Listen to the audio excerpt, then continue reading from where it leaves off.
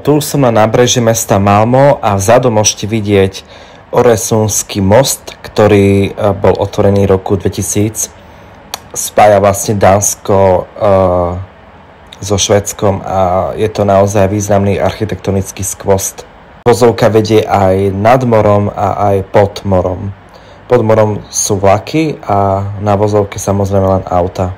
Samozrejme museli vybudovať aj umelý polostrov kvôli tomuto mostu, čiže je to naozaj brutálne ísť. To bola ako čerešnička na torte naozaj ísť cez tento most. No po tejto promenáde na breží som si išiel dať obed, a to teda kebab tanier, lebo iné tam nič nebolo.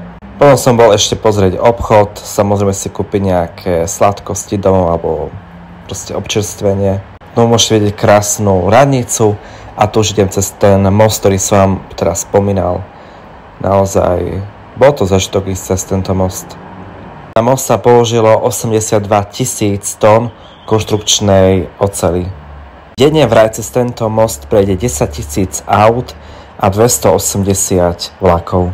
Takže pre tieto štáty škandinávske naozaj to znamená určite veľa a spojilo to teda dve štáty.